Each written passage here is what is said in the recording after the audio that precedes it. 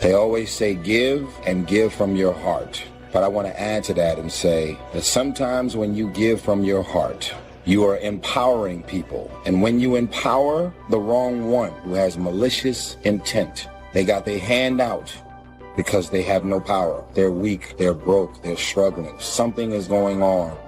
And you reach your hand out to them. You let them move into your home. You let them borrow money. You let them use your car. You let them have access to you and everything that comes with you. So therefore, you are empowering them. You put your hand out to them and you help them to get off the ground. With that hand, they take your hand, and as soon as they get off the ground, that hand becomes a fist and they proceed to knock you out. I have helped people and gave to people who sued me, who lied on me, who betrayed me, who broke my heart and let me down. I have been betrayed so many times that when you don't betray me, I'm shocked. I'm scared to believe that you might be real. We've all been used, we've all been taken advantage of. It doesn't feel good. And when you get used and taken advantage of or manipulated, it makes you stop, think, and start looking at everybody the same way. It makes you question any and everything and everybody because you were used, manipulated, and taken advantage of. You're doing everything and operating and coming from your heart.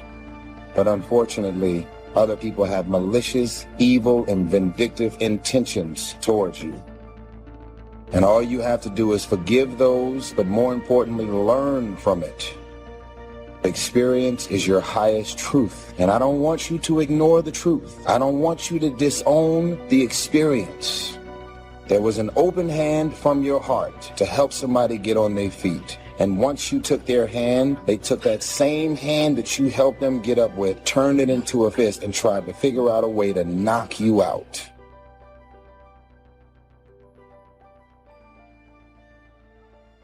If you've got somebody that's dragging, that's going down the downward spiral, and you decide that you're just going to pour everything into them, well, then you're going to go down that downward spiral as well. And now you're not going to be able to help them. So I think you definitely have to take care of yourself as a person so that you have the platform to take care of someone else and help someone move in the right direction. Oftentimes when you think you're helping someone, you're really just enabling them. You got to detach. You got to make sure you're not becoming emotional. You got to make sure that you're seeing the person and the situation for what it really is. Not what you want it to be, but what it really is, who they really are, what they are really doing. And then when you're detached, you got to make logical decisions from that point of detachment to decide whether this person can be helped and how far you're willing to go to help them. And you got to remember, you can't be a hero to everybody. Sometimes it takes you a minute to process what to do when right goes wrong. You're not ready for a new relationship because you can't figure out what happened in the old relationship because you said, I gave my very best and it went wrong. And so I have lost confidence in my best. Because you left me with the notion that maybe my best isn't good enough. So I'm not sure that anybody will ever see my best again. Because I did it from my heart. I did it from my heart. And now I know what young people do not know. Is that right can go wrong. People who are not your children, you are under no obligation to help people. You're not responsible for another adult's happiness, well-being, or welfare. You're not responsible for that, nor should you make yourself responsible for another person. Take that pressure off you. First of all, if they didn't have your number, what would they do? I always say that. You're her friend. She's not your friend. You have a one-sided friendship. So what you gotta do is you gotta even it out. Just when the phone rings, you know not to answer. Because she wants something. So don't answer. Here's the best thing to do. Stop using your voicemail on your phone. Because I'm going to teach you something. And do you notice that 95% of all your voicemails are a request? Let your voicemail fill up and don't ever empty. Don't you become the 911 in everybody's life. Just stop. Release yourself from the pressure. Now, her number, I would just block her number. I just learned how to block numbers this past Christmas. Oh my God, did you all know that? It's the greatest, oh my God. Oh. That's what I gave myself for Christmas. My life's so good right now. Some of y'all right now are in relationships and friendships that you are clearly being used and taken advantage of. They're either going to come after your man when you let them live with you, come after your wife. They're jealous of who you are and all the things you have, and yet they're using you for these various things. Pay attention to people and who they really are.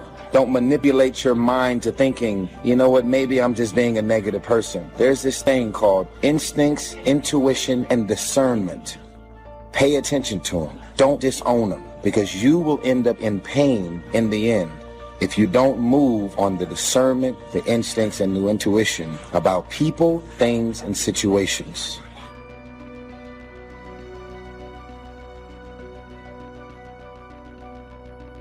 Despite the fact that these are some of the clearest, most easily recognized elements of strong character, in the real world, they're also some of the most difficult to find. It seems it's always been that way. In ancient Greece, the philosopher Demosthenes went searching for an honest man, and he never found one. I've been fortunate. I think I've known a great many honest people. But if I measured that number up against all the less than ethical people I've encountered, I guess I'd have to admit that even in my experience, honesty and integrity are rather rare. Why is that? I hope to provide some answers. I want to start talking about honesty by looking at the exact opposite of honest behavior. There was a time when telling a lie was very serious business. I'm speaking now of the days before lawsuits and legally enforceable contracts. In those days, lying was a very serious matter. It was also very serious if you accused someone of lying. Today, a breach of integrity in a business matter might mean calling in the lawyers. But for hundreds of years in the past, calling someone a liar was the most common way to provoke a duel. At first with swords, later with pistols. Dishonesty was treated like a personal insult that demanded immediate redress. You have to think. You can't just feel. You have to think. You know, even when you're taking care of kids, part of what you're doing is being compassionate. But if you're too compassionate towards your kids, then you do everything for them. And if you do everything for them, then they grow up useless and they never leave and they hate you and they hate everything else too. It's a bad idea. You know, there's a rule if you're working in a place like a nursing home. And the rule is, it's a harsh rule, do not do anything for the people that you're taking care of that they can do for themselves. And so if they have to struggle to feed themselves, you don't bloody well intervene and feed them. You let them maintain their damn independence. And you have to be a hard-hearted bastard to do that, you know, to watch someone struggle like that. But you're furthering their medium to long-term independence and development, and you do the same thing with your children. Treating your children like they're endless, permanent victims is a very bad idea. And one of the problems with being really strong is that no one ever asks you if you're okay. No one ever comes to you in the same way that you generally reach out to other people, and I know because I've experienced this. I tend to be the rock that most people lean on, and where is it and how is it that you can find someone that can pull you up? It has been a challenge of mine, and it's something that really used to bother me at a real visceral level for so many years, up to the point where I wanted to cry. Because it's like, who can I lean on? And I know that's your problem. I know that's what you're dealing with. And you're asking me, how do I go find a mentor? How do I find someone that can support me? What I found is that there are two types of mentors that have been most valuable in my journey to becoming a stronger version of myself. That through books. You're going to find that there are certain individuals who have written volumes and volumes of text that will support you in almost every area and endeavor in your life. But you also need someone who's there with you, who's talking to you, who you can touch and see, who's going to support you. And it's not easy to find that type of person. In fact, those that that are more able to help you than others in that regard are really busy. Their time is spoken for on so many different levels. When I say I have mentors and I go see mentors, it's not that I was so lucky that some older man took me under his wing, but to get the undivided attention of someone who you know has that magnetic strength that we mentioned earlier that you have. You're going to have to trade a portion of your energy with that person so that they can give you that, because their time is valuable. Because you've been through some stuff, and you can help them, give them advice, give them insight over things that they may be struggling with. This is what the love circle is. We spread love. I got 18 million followers because I've been spreading love. That's what this is about, nothing else. I don't care about the numbers if I'm not trying to impact and change lives. When people write comments and tell their stories, respond to 10 people without you knowing you have signed up to be a part of the love circle. I love you. Tag whoever needs to see this video and make sure you share it. Everyone knew the big problems that could result if you got caught, so lying to another person took a certain amount of, what's the right word, foolish bravery maybe. But there's no such risk today, is there? Some people lie all the time without thinking about it. Most people know when they're being lied to, which they may find irritating, but they just accept it. Maybe they decide to become liars themselves. In any case, very few duels are being fought. To explain this, I think we can make a comparison between how some people today feel about lying and how they feel about money. It used to be you either had money or you didn't. When you bought something and the bill came, you had to pay it or there was an immediate problem. There were only two alternatives. You took care of your debts or you were a thief. Some people would literally take their own lives if they couldn't honor their debts. I'm sure we agree that's not exactly true any longer.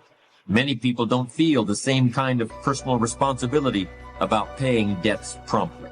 And today, of course, we can put off paying for our purchases as long as we can make the minimum payment on our credit card. That pain that comes with having to shell out hard cash for something, the pain of maybe having to give something up in order to have this thing, we can avoid that pain. We can put it off indefinitely as plastic debt. Of course, there's going to be a high rate of interest on that debt, and the balance due can quickly mount up, but most people don't even think about that. It's a price they're willing to pay in order to have exactly what they want right now. There are many situations where it's painful to tell the truth. It's painful in just the same way that paying a big fat bill is painful. In fact, we even use the same words to talk about paying debts and telling the truth. We may talk about somebody's word being like money in the bank. We talk about being held accountable, about having to account for yourself, about being called to account. If you've done something that you're really not proud of and you're called to account for it, well, what does that feel like? How do you handle it? What are your options when you've got to explain something that makes you uncomfortable? Well, it's a bit like that moment of decision when the credit card bill comes every month. If you want to pay off the whole balance, there may be some pain and sacrifice involved. You may have to grit your teeth. You know that your life will be simpler in the long run, but it's going to hurt a little right now to pay off the new golf clubs or the new computer, or how about the 60-foot yacht? I don't actually know if you can put a yacht on a credit card, but I've certainly known people who would if they could. Gritting your teeth and paying in full can hurt. So quite often it seems easier to pay the minimum and delay the pain until next month. It's easier to float the truth of your finances off into a little imaginary plastic flying carpet and sail it into the mailbox. Of course, it's not really a flying carpet. It's more like a boomerang that's going to come around and hit you in the back of the head someday. But as Scarlett O'Hara once said, I guess I'll think about that tomorrow. For the time being, it's gone with the wind. Let me give you some good advice about avoiding a bankrupt character. Pay your ethical debts. Keep your integrity in the black. Face ugly realities with the truth as soon as they appear. When you feel that temptation to hedge, resist it immediately. Don't treat it casually. Treat it like a grease fire in the kitchen that you've got to put out before it burns your house down or fills the whole place up with so much smoke that you can't see where you're going anymore. Because that's exactly what will happen when your ethical capital runs out. You just won't be able to see where you're going anymore. Here's another way that being untruthful is like buying on credit. They're both addictive. At first, they both go down so easy, and they leave you wanting more. Any addictive behavior offers a simple, short-term escape from a problem, but that escape becomes more and more complicated as time goes on. Lying can get extremely complicated. You've really got to have an outstanding memory to be a good liar, because you're always having to create more lies that are consistent with the one you told in the first place. I'm sure we have at some time been caught up in a dilemma like that. Shakespeare had it right all along. What a tangled web we weave when at first we practice to deceive. Maybe you think I'm being a bit tough here. Am I really saying that in every instance you've got to tell the truth, the whole truth, and nothing but the truth? So if somebody asks me, "How are you today?" I'm supposed to say, "Well, I got to be honest with you. I have a sore finger. Last night I had a headache, and I've got to admit that my foot hurts a little." No, that's not what I mean. In fact, I think there are many times when some flexibility with the whole truth and nothing but the truth is called for, and I'll be discussing those later. Outright lying, however, planned lying, lying with an ulterior motive, lying for personal gain, that kind of lying is definitely something to be avoided. But untruthfulness is so tempting today, and I want to spend a little more time on it. I want to make a clear distinction between what I call foolish lying or silly lying or stupid lying and lying that is downright evil and poisonous to the character. Boasting, bombast, blarney, bragging, these are all the same thing. They're always floating around in the atmosphere, and they can affect you at any time like catching a cold. They're mostly harmless unless you start building a whole personality around them, which has definitely happened to some people. I should mention that there's such a thing as boasting in reverse, too. People who flaunt their frugality, people who poor-mouth, people who are oppressively ostentatious in their lack of ostentation. This is actually becoming a bit more common. Keep an eye out for it. All of this is childish trash talk, and it's usually spontaneous. It comes from succumbing to a moment of social pressure. It's not the kind of behavior that defines strong character, but even strong characters have been known to indulge in it. Ernest Hemingway was a great writer and one of the most powerful personalities of the century, but he could be reckless too. In any case, this kind of bragging and blarney should be distinguished from what I consider real lying. Real lying isn't like putting bills on the credit card. Real lying is like theft. In my opinion, a key element in this kind of real lying is the presence of planning and premeditation. If somebody is a supervisor in a corporation and he steals one of his subordinates' ideas and takes credit for it in the eyes of the CEO, that requires a whole chain of events and a conscious decision to keep the deception going through the various links in the chain. That kind of lying is theft.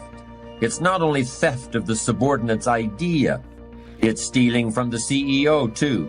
It's stealing the CEO's sense of reality. It's creating an illusion.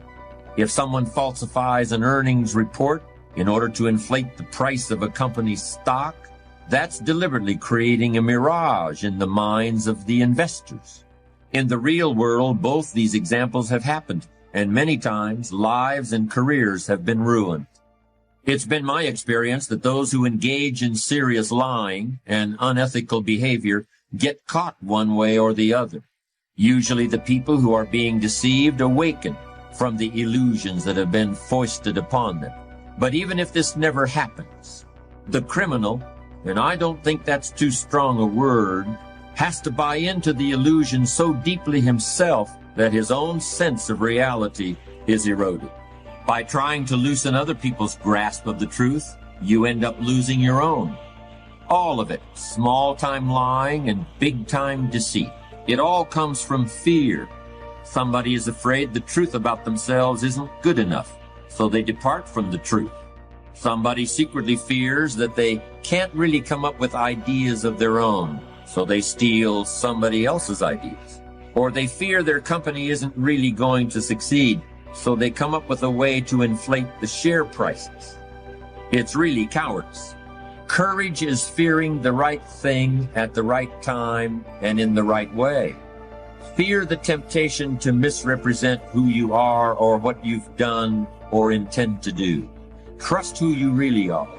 Trust your ability to earn the respect of others. Pay whatever price the truth costs. Pay that bill immediately, because in the long run, it's a real bargain. Do you still speak to your daughter? Yeah, I still speak to her. We still talk. You know, we have a plan. We had a mission put together on what we're going to accomplish and what we're going to get. You know, we check in from time to time, go back over it. My name is Caleb Plant. Ring name is Sweet Hands. I've taken more L's and more losses than anybody that is going to step in this room. And what is it that she had? It was seizures? She had 100, at least. She would have 150 seizures every single day. There was not one day she did not have seizures. 150 seizures. She was slowly going down and down and down and down and down. And everyone, it was just me. And I said, went to her and I said, you know, this has been like a long 19 months, and I know you have to be tired.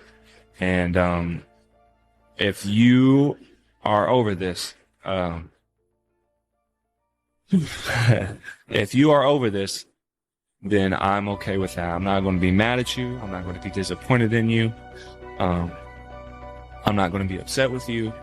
And if you're tired of this and you're done and you don't want to do this anymore, then your daddy supports you. And I'm going to be right here. You know, I just got to sit there with her, and then she took her last breath at 10:55. And yeah. Then I just sat there with her for a long while. And yeah, that's when she took her last breath.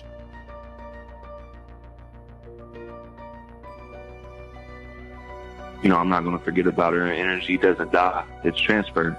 And she may not be here, but her spirit still is, and it lives through me. And she's a huge motivating factor for me. In the super middleweight division, I've taken a lot of L's outside the ring. That's what kept me undefeated inside the ring. Defending a champion in the blue corner, tonight making his homecoming appearance. Entering the ring. But once Plant starts throwing punches and you don't defend yourself, he's going to keep punching. Ladies and gentlemen, please welcome the undefeated, reigning, and defending.